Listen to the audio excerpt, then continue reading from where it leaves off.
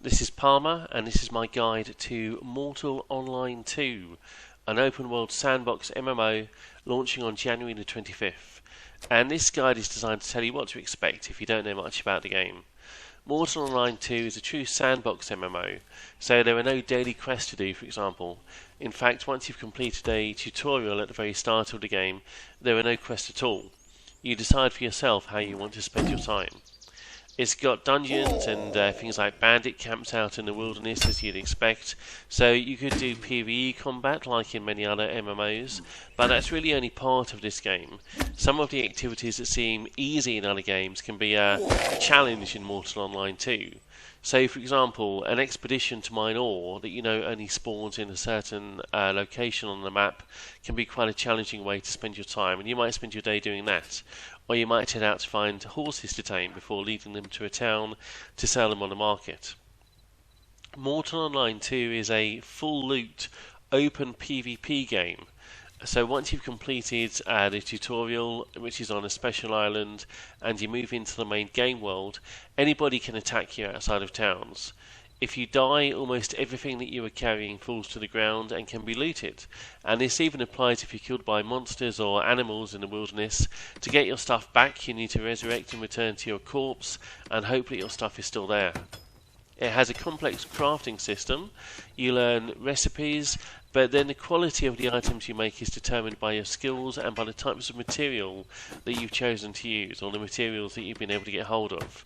Almost all weapon and armour is crafted by players. You can also make a whole range of other items such as food, potions, and armour and bags for your horse or armour for other animals. There are no classes. You can learn any skill in the game, but you can only have a limited amount of skill points at any one time. So you can't be good at everything at once. If you've used up all your skill points, you can forget some skills to learn new ones. However, your choice of race, which you make at the start of the game, is important. Some races are better at certain activities than others. As noted, you can find horses in the wild and tame them, and in fact this is the only way that horses get onto the market.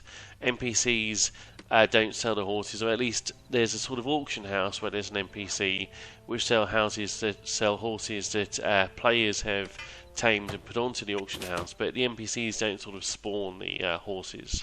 You can also tame other animals and have them fight for you. Your pets gain levels, they gain or lose loyalty to you, and they require feeding, so the Taming and Pet System is quite complex.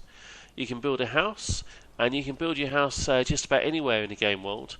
All you need to do is to find a flat space of land. There's no instancing at all in Mortal Online 2, so if your house is there, it's there for everybody to see. It's not in some special instance where only you can see it. You can also build keeps and castles, but in practice only guilds are going to have enough resources, enough manpower to do this.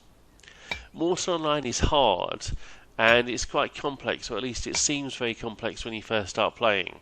So I think it's more suitable for people who want a challenging MMO, and I don't mean challenging in a way that World of Warcraft or whatever can be challenging if the raids are hard back in the earlier expansions when perhaps it was a bit harder.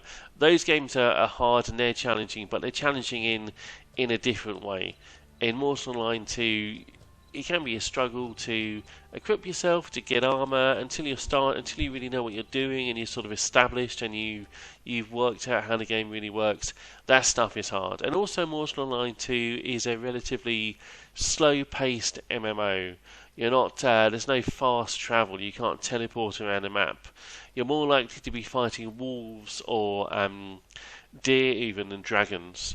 And your gear won't last forever. Whatever happens, however careful you are, however clever, however good you are, you're going to lose your gear at some point. So you're going to have to get used to the idea of buying new gear on a regular basis, or maybe making it yourself.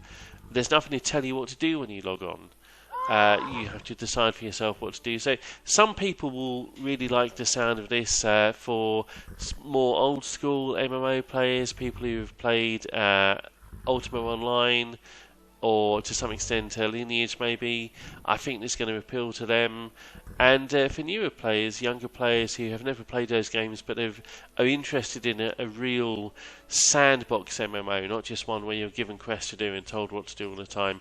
They'll be interested in this, but of course there'll be lots of other players where everything I've said just sounds terrible and something to be avoided, and that's fine. They shouldn't play Mortal Online 2 because they won't enjoy it. But I think for a certain sort of player, it's a really fantastic experience and will make a really nice change from the average MMO that's out at the moment.